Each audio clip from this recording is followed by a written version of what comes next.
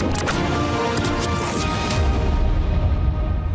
बार फिर से तहे दिल से स्वागत करना चाहेंगे पंजाब की वित्त मंत्री हरपाल सिंह चीमा जी का। और मैं आप सबसे गुजारिश करूंगी, ये पंजाब है जिसका उत्साह कभी कम नहीं होता। ये पंजाब है जो सिर्फ और सिर्फ चेहरे पर मुस्कुराहट रखता है। ये पंजाब है जो देश को संदेश देता है, कुछ भी हो जाए डट कर के सामना करना है, हिम्मत के साथ आगे बढ़ना है। और मेरे साथ तो सारे बहुत सारे युवा हैं। एक बार फिर से स्वागत नहीं करेंगे अपने मंत्री जी का, तो तालियां कम नहीं होनी चाहिए।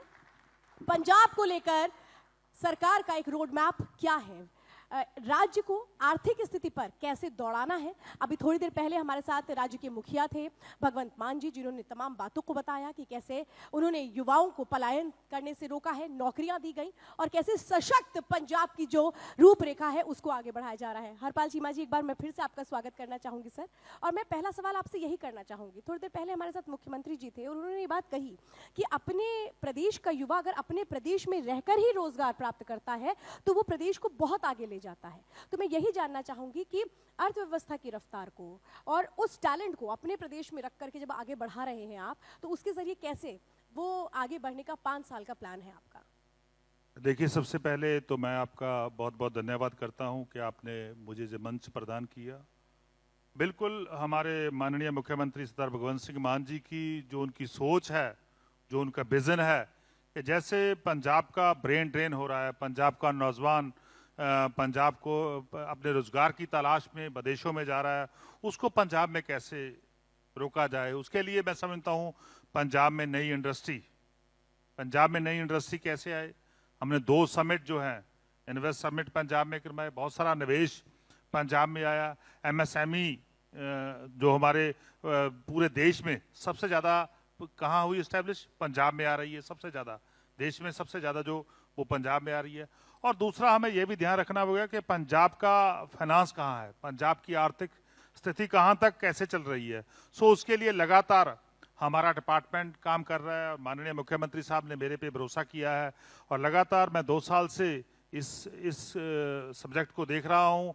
और हमारा जहाँ GST, क्योंकि पिछले 5 साल जब GST रिजीम आया था 2017 में देश में 1 नेशन 1 टैक्स का कंसेप्ट आया कि एक देश और एक टैक्स होगा।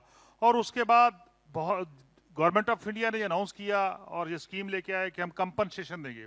और 5 साल सभी जितने भी स्टेट हैं देश के, सभी कंपनसेशन पे डिपेंड करते थे। और इन 5 साल के दरमियान जो हमारे गुजरे हुए 5 साल है 2017 से लेके 22 तक, तब गवर्नमेंट इंडिया का मैंडेट था कि हम उन 5 सालों में ऐसा काम करें कि जो GST कलेक्शन कैसे बढ़े। और GST को अच्छे तरीके से इम्प्लीमेंटेशन का सब्जेक्ट था। और पिछली सरकारों ने बिल्कुल ध्यान नहीं दिया और कंपनसेशन पे डिपेंड करते रहे। कंपनसेशन आ रहा था, स्टेट चल रहा था, कोई एक्स्ट्रा उन्होंने अपना काम ही नहीं किया। सो जब हम सरकार में आए 2022 में, सरदार भगवंत सिंह मान जी ने हमें यही निर्देश दिया कि तुरंत जहां भी लीकेज हो रही है उस लीकेज को तुरंत बंद किया जाए। और उसके ऊपर काम शुरू किया। तो उसके बाद हमने थोड़े दिन पहले ही एक नया सॉफ्टवेयर IIT हैदराबाद से परचेज किया है। हमारा काम वहाँ पे चल रहा है और बहुत सारे और राज्यों ने भी हमें देख के वो उस सॉफ्टवेयर को परचेज कर रहे हैं। क्योंकि जहाँ भी लीकेज हो रही है, चाहे वो GST में हो या कहीं और हो, जब उसको लीकेज को हम प्लग करेंगे तभी रेवेन्यू बढ़ेगा। जब रेवेन्यू बढ़ेगा तभी स्टेट स्टेबल होगा। जब स्टेट स्टेबल होगा तो हमारा युवा यहाँ रहेगा, युवा का विश्वास बढ़ेगा। देखिए, पहली बार हुआ है कि पहले ही साल में लगभग 40,000 के नजदीक जो हम सरकारी सेक्टर में, गवर्नमेंट सेक्टर में युवा को नौकरी दे चुके हैं। और बहुत सारे बच्चे जो फॉरेन जाने का जिनका सपना था कि हम कनाडा में जाएंगे, हम US में जाएंगे, वो अभी पंजाब में रहने लगे हैं। वो अपना एग्जाम दे रहे हैं, तैयारी कर रहे हैं। हमने प्लान बना दिया हमारे माननीय मुख्यमंत्री साहब ने कि हर एक साल एवरी ईयर हम रिक्रूटमेंट करेंगे। किसकी? पंजाब पुलिस की। आगे तो क्या होता था कि 4 साल बाद, पुरानी सरकारें आप देख लीजिए, आपके पास उनके नेता भी आएंगे, वो कैसे काम करते थे। जब 4 साल बीत जाते थे, 4 साल बाद वो एडवर्टाइजमेंट जारी करते थे कि इस क्षेत्र में ये नौकरी, इस क्षेत्र में ये नौकरी, और कोई ना कोई बहाना बना के उसको फिर भी वो मैं समझता हूँ डिले कर देते थे। तो हमने पहले ही साल 40,000 देने के बाद हमारे पंजाब के युवा का जो विश्वास है वो और मैं समझता हूँ बढ़ा है पंजाब में। और उनको पता चल गया कि जहां हम पढ़ेंगे और जहां ही हम जॉब करेंगे और पंजाब को ही आगे लेके जाएंगे। बिल्कुल। और एक बात और मैं आपसे समझना चाहती हूँ सर, आपने यहाँ पे GST का जिक्र किया, तो कोड 3 का जरा मैं यहाँ जिक्र करना चाहूंगी, क्योंकि ये जीएसटी में पंजाब का कोड 3 है।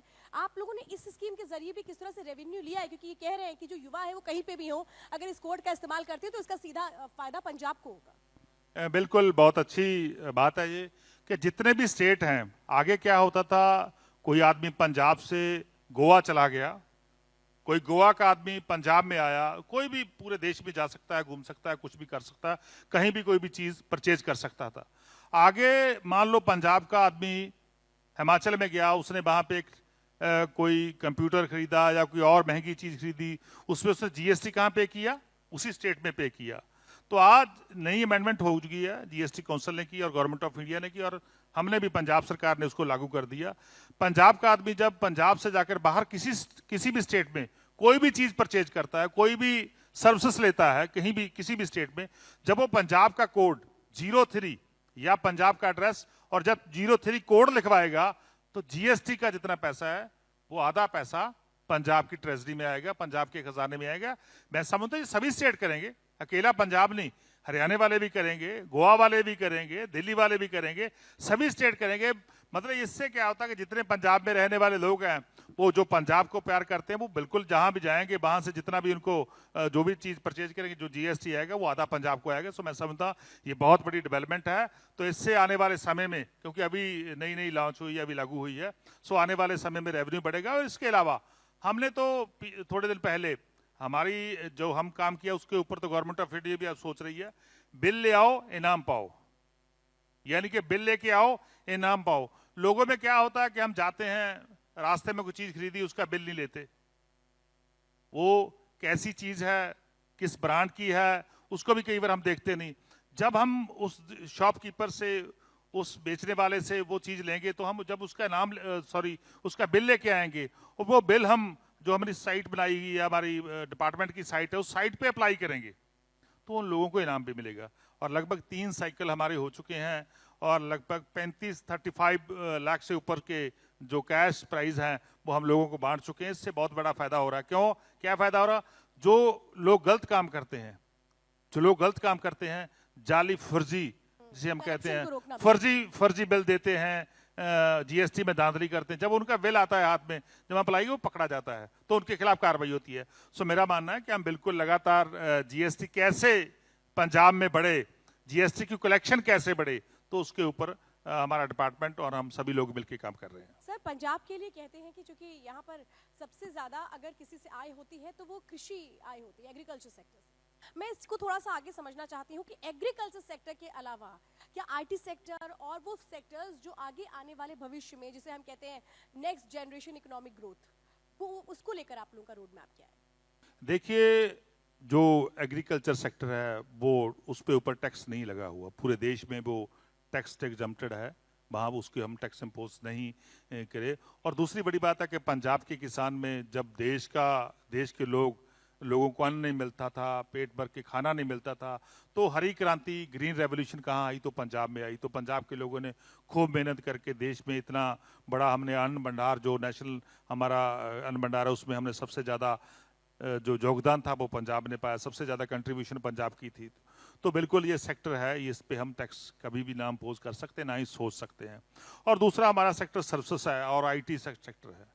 आने वाले समय में हमने बिल्कुल, हमारे माननीय मुख्यमंत्री साहब का विजन है कि हम नए आईटी सिटीज़ जो हैं उनको डेवलप करें। और जो हमारे जैसे मोहाली है, लुधियाना है, जलंधर है, अमृतसर है, मोगा है, और बड़े बड़े शहर हैं जहाँ भी, बड़े बड़े तमाम शहरों में हम आईटी सिटी डेवलप करें अलग से, ताकि हमारे बच्चे भी जो आईटी की हैदराबाद जाते हैं, जब बॉम्बे, कलकत्ते दूर दूर जाते हैं, वो यहीं रह के अपनी बड़ी बड़ी कंपनियों में जॉब करें।